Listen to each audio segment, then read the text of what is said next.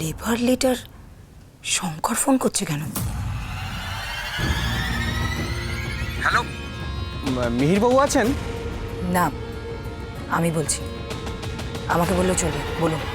Madam, বলছি আমাদের plan তো পুরো পাক্কাই ছিল, কিন্তু অরুণ এর মধ্যে গোয়েন্দাগিরি করছে। ঠিক এই ভয়টাই পাচ্ছিলাম। বাবা অরুণকে দায়িত্ব দিলেন ফ্যাক্টরির ঝামেলা মেটানোর জন্য, আর উনি অমনি কাজ শুরু করে দিলেন। শুনুন, অরুণ বাবুর হাতে ধরা পড়লে চলবে না।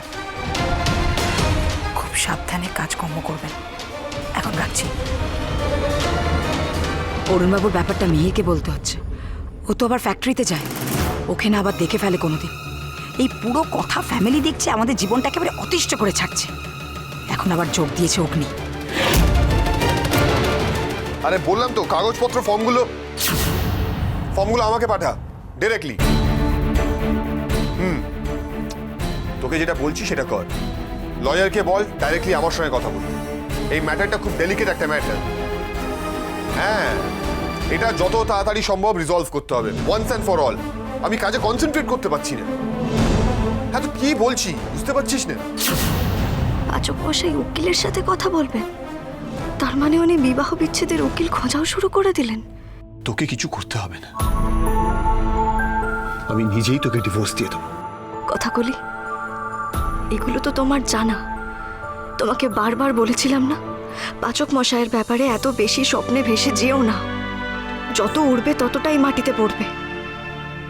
আজকে বুঝতে পারছো তো? একটা ঘর, সেটাও দখল করে নিয়েছিস। আমার নিজের বিছানায় আমি শুতে পারছি না, সোফায় শুতে হচ্ছে আমাকে।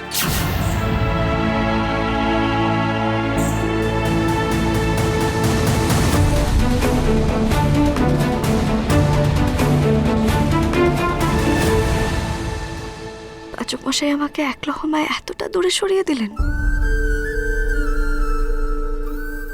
কলকাতা টি লাউঞ্জের জন্য যেই জায়গাটা কেনা হচ্ছে, সেটা আবার কি একটা ঝামেলার মধ্যে পড়লো।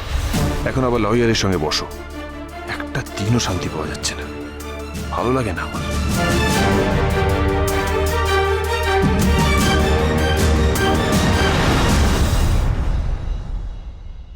দাঁড়া, তোর সাথে কথা আছে। উনি যে আমার সঙ্গে আর এই সম্পর্কটাই রাখতে চান না, সেটাই নিশ্চয়ই বলবেন এবার।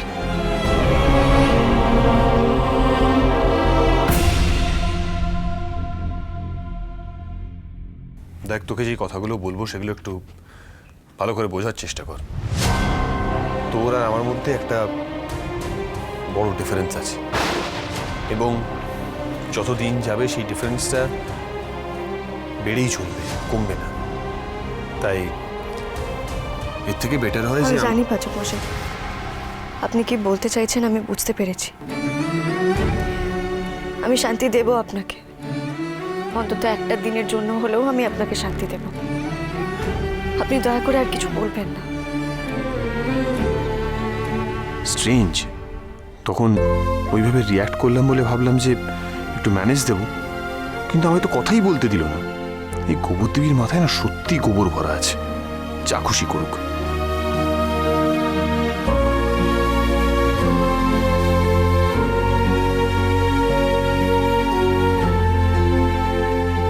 আমি কালই গোবরডাঙ্গা চলে যাব।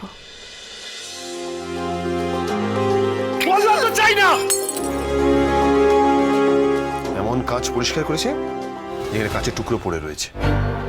এতে পা কাটবে, কেটে আবার রক্ত খুঁজতে বেরো। ননসেন্স কোথায়। আমারও উচিত হয়নি কাপটার ওভাবে ছুঁড়ে ভেঙে দেবো।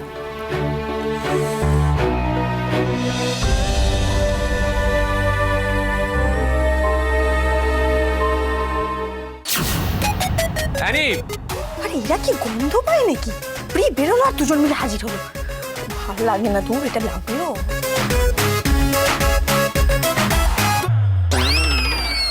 কি হলো, তুই আবার এরকম করছিস কেন? শিগগির একটা পেন দে। পেন? হ্যাঁ। দাঁড়া, এরকম করছিস কেন? তারা আছে, থ্যাংক ইউ। এই প্রি, তোর সঙ্গে একটা জরুরি কথা আছে, এদিকে আয় তো। আরে প্রি তো প্রি তো দাদানের কাছে গেছে, দাদান ডেকে পাঠিয়েছে না। হোয়াট? দাদানের কাছে প্রি? দাদান ডেকেছে, তার মানে নিশ্চয়ই ক্যারিয়ার নিয়ে। এটা কেন করবে, ওটা কেন করবে না, এটা কি করে হবে? চল চল ব্রো, পালাই, নলে এক্ষুনি আমাদের ওটা চল চল, থ্যাংক ইউ, থ্যাংক ইউ, চল পালা পালা পালা পালা।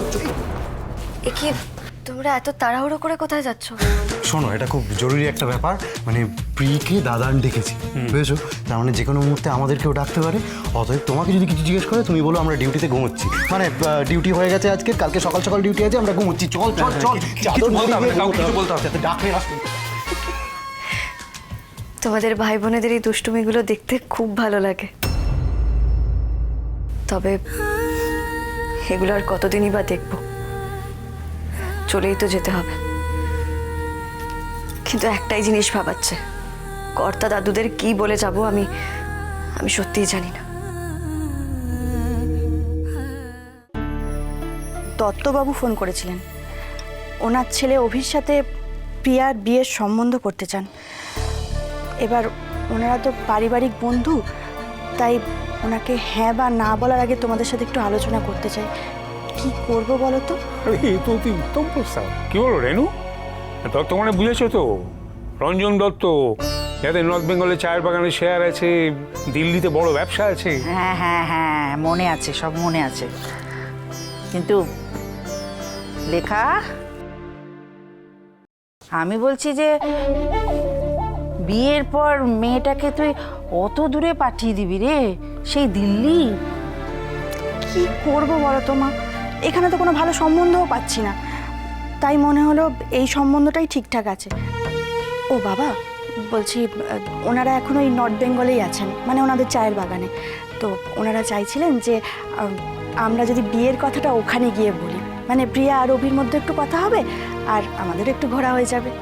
হ্যাঁ, আমার মত আছে, কিন্তু প্রিয়া কি এত সহজে বিয়ে করতে রাজি হবে? পালের গোদা চেলা সব। পালের গোদা নিজে তো একটি অশ্বর ডিম্ব, আর বাকি সব কটাকেও। থামো তো বাপু, চুপ করো এবার।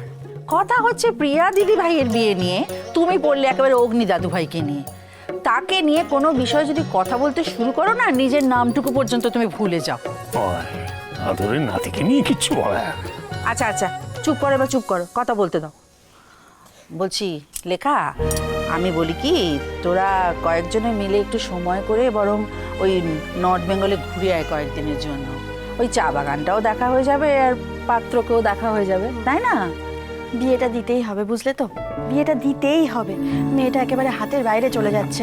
এ দেখো না, সকালবেলা পড়ে পড়ে ঘুমায়, আবার রাত্রিবেলা বসে বসে সিনেমা দেখে, একদম কথা শোনে না, কলেজ যাচ্ছে না, কিচ্ছু, একেবারে হাতের বাইরে চলে যাচ্ছে। এবার বিয়েটা দিতেই হবে। আচ্ছা আচ্ছা, হবে। প্রিয়ার বিয়ের কথা হচ্ছে, কিন্তু প্রিয়া কোথায় গেল? এই যে অঙ্কিত দ্বারা বললো কর্তা দাদু নাকি প্রিয়াকে বকা দেবেন বলে ডেকেছেন, কিন্তু প্রিয়া তো নেই কোথাও ভেতরে। প্রিয়া নিশ্চয়ই লজ্জা পেয়ে পালিয়ে গেছে। বিয়ের কথা হলে সামনে কেউ থাকতে পারে নাকি? সে যাই হোক, দারুণ মজা হবে, কিন্তু বাড়িতে আবার একটা বিয়ে হবে।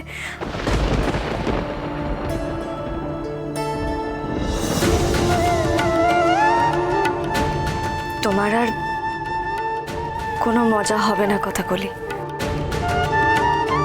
প্রিয়ার বিয়েটা যখন হবে তখন হয়তো তুমি আর এই বাড়িতেই থাকবে না। লয়ারকে বল ডাইরেক্টলি আমার সঙ্গে কথা বলতে। এই ম্যাটারটা খুব ডেলিকেট একটা ম্যাটার। হ্যাঁ, এটা যত তাড়াতাড়ি সম্ভব রিজলভ করতে হবে, ওয়ান্স অ্যান্ড ফর অল। আমি কাজে কনসেন্ট্রেট করতে পারছি না। তোমার এখন পাচক মশাইকে একটু ভাবার জায়গা করে দেয়া দরকার, সুবিধে করে দেয়াই তোমার উচিত। তিনি বিচ্ছেদ চাইছেন, বুঝতে পারছো তুমি?